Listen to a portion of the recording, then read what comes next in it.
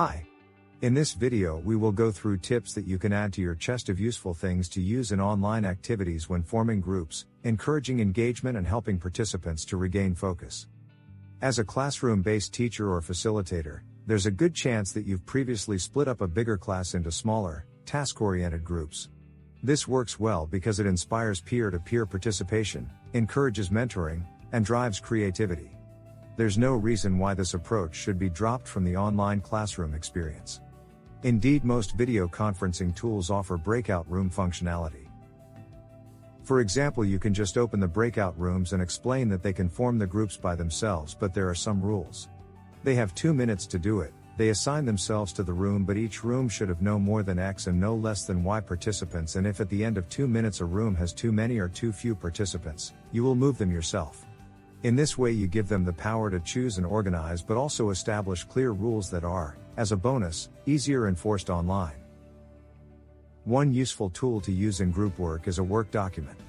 In a classroom you would be able to scan the situation and detect the groups that struggle with the task. Online you can compensate for this by giving each group an online document that you can follow with smaller steps and tasks that they write down instead of just one big instruction that they have to present at the end. It could be simple things like, put your names down or decide for the roles in the team, who will be a timekeeper, archive it, and so on. In this way you can easily see which group has started working and which not. The more steps you have, the more you can encourage and help them so they all finish the task at the same time. Whilst it can take some configuration, these are some powerful weapons to have within your online teaching arsenal. You will sometimes come across the situation that participants are not willing to talk to each other or share opinions. If you can assume that this is because they don't know each other, you can use a trick or two online too. Instead of just asking participants to present themselves, you can ask them to find an object in a minute or two that represents themselves and describe why is it important to them while showing it to others and share their story. Sometimes we just lose focus during the day and we can do some quick energizers to regain it. A simple one is finger fitness, and you can find it on YouTube. Simple, creative, and it helps to stretch our fingers. Another one could be a song that everybody knows and will make them laugh, like the Baby Shark dance if you have a group that is already comfortable with such activities. It works as well for children as for adults and young adults if we put the energy in. We could also get outside for an exercise or dance, but with only the feet or hands on camera.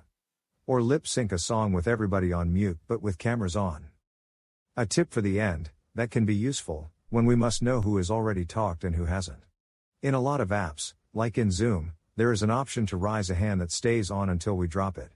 In the start, everybody can put their virtual hand up, and when they are done talking or presenting, they put it down.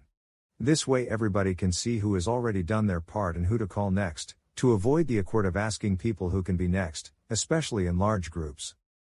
I hope this video helped you with what you do or inspired you to try something different.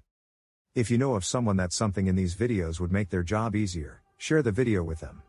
And if you have some solutions you find useful that could help others, please share them with the community in the comments so we all can benefit from each other's experiences.